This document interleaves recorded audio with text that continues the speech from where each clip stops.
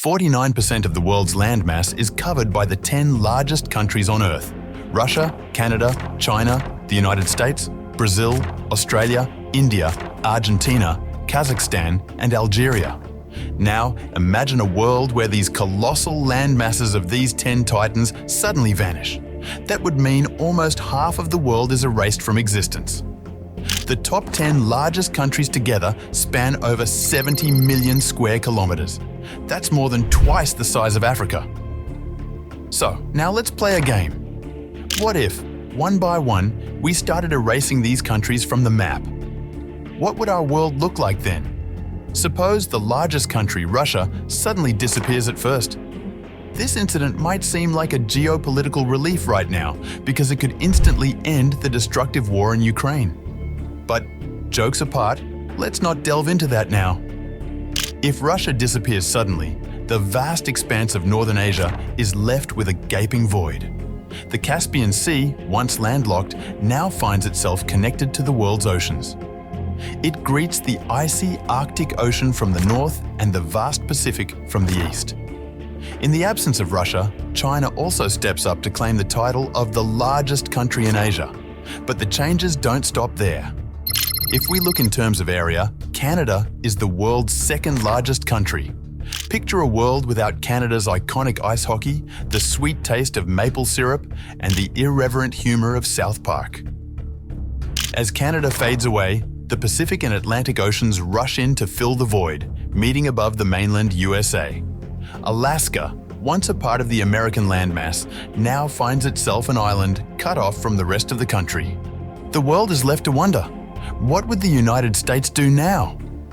Perhaps they would construct a bridge from the southern tip of Alaska to Washington State, reuniting the separated lands.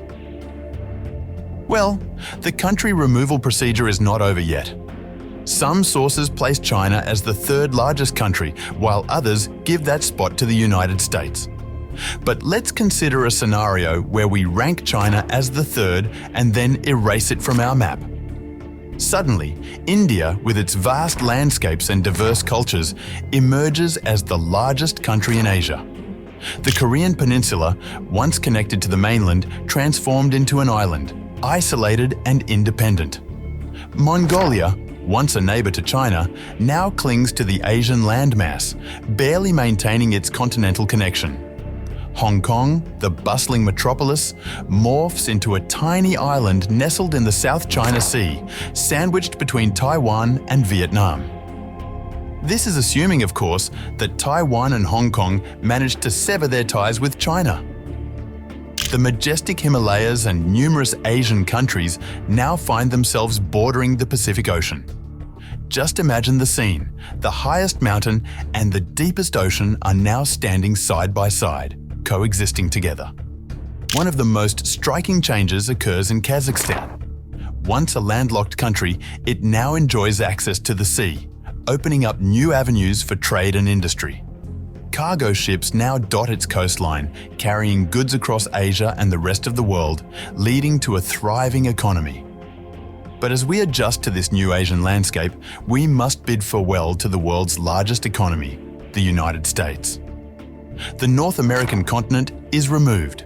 Mexico, with its rich history and vibrant culture, has become the largest country on the continent. In this reshaped world, Japan, known for its technological advancement and strong work ethic, now boasts the planet's largest economy, because we have already taken down the second largest economy of the current world too, which is China. And Brazil, with its lush rainforests and bustling cities, takes the crown as the world's largest country. Now, we're about to make Brazil disappear from the face of the earth. A moment of silence, please, for we're about to lose a staggering 20% of the world's biodiversity. And here's another. We've just wiped out the countries with the most trees: Russia, Canada, Brazil, the USA, and China in that order. But looking at our map, you'd hardly notice Brazil's absence. Sure, South America looks a bit odd, like it's been sliced in half. But it's still there. Its western edges kissing the Pacific and its eastern ones flirting with the Atlantic. Now, brace yourselves. We're about to bid farewell to Australia, the sixth largest country on our planet. No hard feelings, Australia, but its absence doesn't really change the map much, as it was always a bit of a loner out there in the ocean. The only problem is it puts the poor New Zealand in a little trouble. It's now looking even more isolated and solitary. But what if India, as we know it, vanishes as well? The Pacific and Indian Oceans merge, creating a vast expanse of water that stretches as far as the eye can see. Sri Lanka, once a neighbour to India, now stands alone, its proximity to other landmasses a distant memory. The Maldives too are left in solitude. The situation is similar with Nepal too, as it stands in the middle of a vast ocean with the highest mountain, Everest, within it. And much like Nepal, in this new world order, Bhutan transforms into an island nation. Known for its seclusion, this change further isolates it, making it a true hermit kingdom. Along with Bhutan, Bangladesh and Southeast Asia, broke away from the Asian mainland, forming a unique landmass of their own. Our journey then takes us to South America. Argentina, fresh from their World Cup victory, disappears. The continent narrows, and Uruguay finds itself surrounded by water, becoming an island nation. Chile, once shielded by Argentina, now faces the full force of the Atlantic's waves, turning it into a haven for surfers.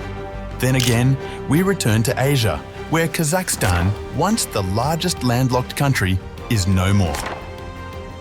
Mongolia, again left exposed, becomes the world's second largest island nation, trailing only Indonesia.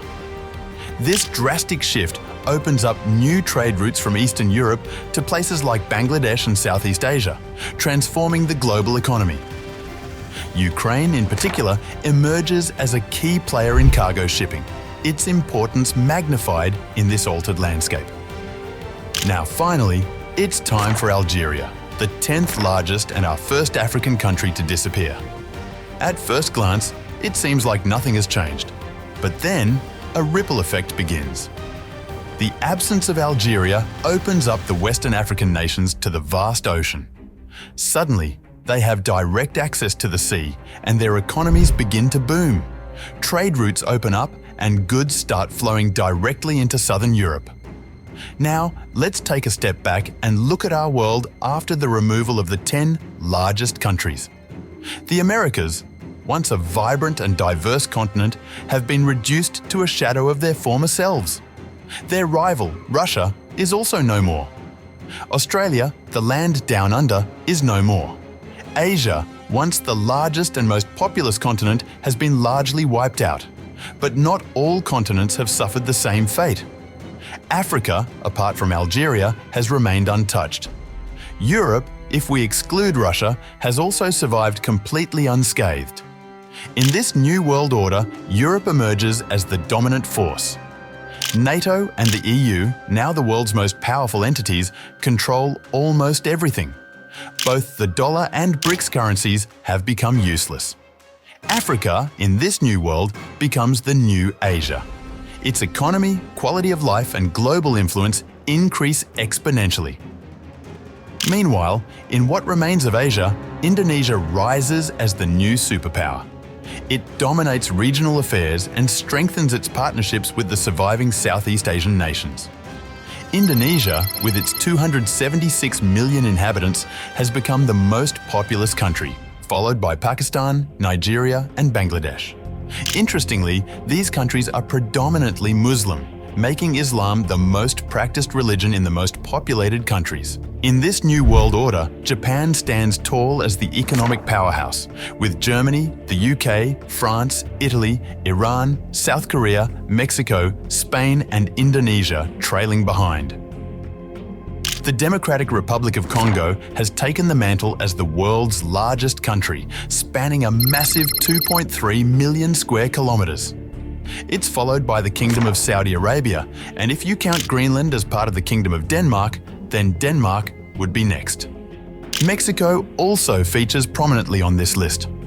And speaking of Greenland, it appears rather peculiar on the world map, distorted due to the Mercator projection.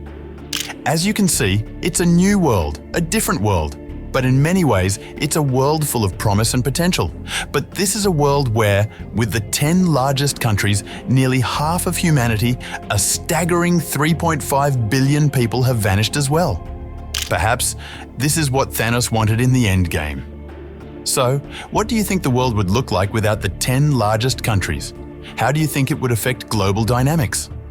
Share your thoughts in the comments below. If you enjoyed this video, make sure to like, subscribe, and hit the notification bell for more mind-blowing content. Thank you so much for watching, and see you in the next video.